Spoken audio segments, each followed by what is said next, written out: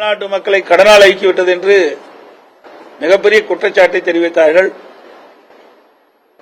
திராவிட முன்னேற்ற கழகம் ஆட்சிக்கு வந்தவுடன் நிதி மேலாண்மை சரி செய்யப்படும், அதற்காக நிபுணர் குழு அமைக்கப்படும் என்றெல்லாம் தெரிவித்து ஆட்சிக்கு வந்த பிறகு நிபுணர் குழுவும் அமைத்தார்கள். ஆனால் ஆட்சிக்கு வந்து 4 ஆண்டு காலத்தில் சுமார் 3,53,000 கோடி கடன் பெற்றிருக்கின்றார்கள்.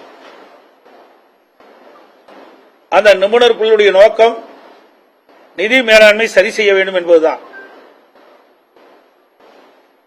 அதற்கு மாறாக ஒவ்வொரு ஆண்டும் ஆட்சி பொறுப்பேற்றது கடன் வாங்கி இந்தியாவிலேயே அதிக கடன் பெற்ற மாநிலம் தமிழ்நாடு என்ற சாதனையை திரு ஸ்டாலினுடைய அரசாங்கம் சாதித்திருக்கின்றது. வேற எந்த சாதனையும் இல்ல, கடன் வாங்குறதுல சாதனை படைச்சிருக்கிறாங்க. அதைத்தான் நான் தெளிவாக குறிப்பிட்டேன். இன்றைக்கு திராவிட முன்னேற்ற கழகம் ஆட்சிக்கு வந்து 4 ஆண்டு காலம் ஆகிறது. 2020-21 அனைத்து இந்திய அண்ணா திராவிட முன்னேற்ற கழக ஆட்சியில் பெட்ரோல் மதுபான விற்பனையின் மூலமாக கிடைக்கப்பட்ட வருவாய் 43,489 கோடி. திராவிட முன்னேற்ற கழகம் பொறுப்பேற்ற பிறகு 2024-25 ஆண்டு பெட்ரோல் மதுபான விற்பனையின் மூலமாக கிடைக்கப்பட்ட வருவாய் 69,588. இதுல மட்டும் 26,099 கோடி இவர்களுக்கு வருவாய் அதிகரித்து கிடைக்கின்றன. ஜிஎஸ்டி 2021 அதிமுக ஆட்சியில் 37,942 கோடி. 2024-25 திராவிட முன்னேற்ற கழக ஆட்சியில் 73,788 கோடி. அதாவது 100% இந்த ஜிஎஸ்டி வரியின் மூலமாக வருவாய் கிடைச்சிருக்குது. 35,846 கோடி வருவாய் கிடைச்சிருக்குது. ஸ்டாம்ப்ஸ் அதுல அதிமுக ஆட்சி 2020-21 11,675 கோடி.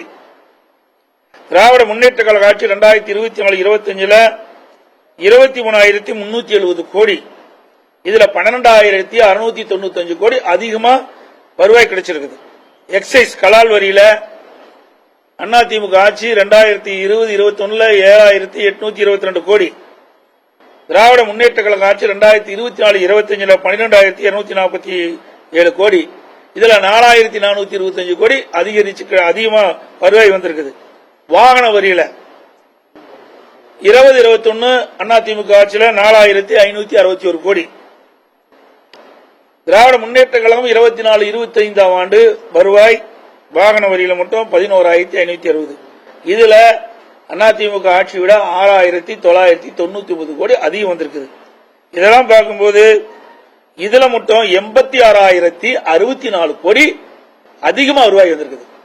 அதாவது அனைத்து இந்திய அண்ணா திராவிட முன்னேற்ற கழகம் 2020-21 ஆட்சியில் கிடைக்கப்பட்ட வருவாயை விட 2024-25 திராவிட முன்னேற்ற கழக ஆட்சியில் கிடைக்கப்பட்ட வருவாய் அதிகரிப்பு 86,064 கோடி.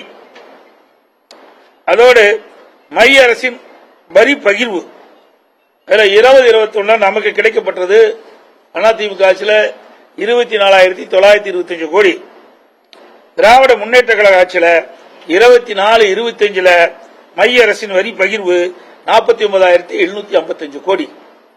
இதுல 24,830 கோடி அதிகமா கிடைச்சிருக்கு. அதாவது 100% கிடைச்சிருக்கு. ஆக திராவிட முன்னேற்ற கழக ஆட்சி வந்து 4 ஆண்டு காலத்தில் 2020-21 அதிமுக ஆட்சியை விட 2024-25 திராவிட முன்னேற்ற கழக ஆட்சியில் இதையெல்லாம் பார்க்கின்ற பொழுது 1,10,894 கோடி 1,10,894 கோடி அதிகமா வருமானம் வந்திருக்குது. இவ்வளவு அதிகமா வருமானம் வந்தும் கூட மூலதன செலவு பார்க்கின்ற பொழுது அனைத்து இந்திய அண்ணா திராவிட முன்னேற்ற கழக ஆட்சி நீங்க பாத்தீங்கன்னா 2021 33,068 கோடி மூலதன செலவு. திராவிட முன்னேற்ற கழக ஆட்சியில் பாத்தீங்கன்னா 24-25 47,681 கோடி. கிட்டத்தட்ட 14,000 கோடி தான் அதிகரிச்சிருக்குது. மூலதன செலவு அதிமுக ஆட்சியை விட திராவிட முன்னேற்ற கழக ஆட்சியில வெறும் 17,000 கோடி தான் அதிகரிச்சிருக்குது. ஆக வருவாய் உயர்வு 1,10,894. திராவிட முன்னேற்ற கழக ஆட்சியில அதிமுக ஆட்சியை விட 1,10,894 கோடி வந்திருக்குது. மூலதன செலவு அதிகரிச்சிருக்கணும், ஆனா மூலதன செலவு அதிகரிக்கல, வெறும் 17,000 கோடி தான் அதிகரிச்சிருக்குது. இதற்கு மேல 3,53,392 கோடி கடன் வாங்கியிருக்கிறீங்க. 3,53,392 கோடி கடன் வாங்கியிருக்கிறீங்க. அதனாலதான் நான் கேட்டேன், எவ்வளவு கடன் வாங்கினீங்களே, அதிகமான மூலதன செலவு செஞ்சதா பரவாயில்ல. மூலதன செலவும் இல்ல, புதிய திட்டங்களும் இல்ல. திராவிட முன்னேற்ற கழக ஆட்சியில அதிக வருவாய் வந்திருக்குது, பல்வேறு இடங்களில கடனும் அதிகமா வாங்கியிருக்கிறீங்க, மூலதன செலவும் குறைவு. அப்படின்னு அந்த பணம் எங்க போச்சு? அதான் எங்களுடைய கேள்வி. பேசி மொழிதான் அறிக்கை விட்டுருக்கார். ஆக இவர்களுடைய திராவிட முன்னேற்ற கழக ஆட்சி காலத்தில் நிதி மேலாண்மை செய்வதற்கு குழு அமைச்சிங்கன்னா அந்த குழு ஏதாவது அறிக்கை குடிச்சுதா? அந்த குழு அறிக்கையின்படி இந்த நிதி மேலாண்மை செய்வதற்கு ஏதாவது நடவடிக்கை எடுத்துக்கலாம்? எதுவுமே இல்லைங்க. எதிர்கட்சி இல்ல, எங்களை பற்றி எவ்வளவு விமர்சனம் செஞ்சீங்க, அதான் நான் கேள்வியை கேட்டேன். அதுக்கு உரிய பதில் இல்ல. ஆக இன்றைக்கு தமிழ்நாட்டில் இன்னும் 1.25 வருஷம் இருக்குது.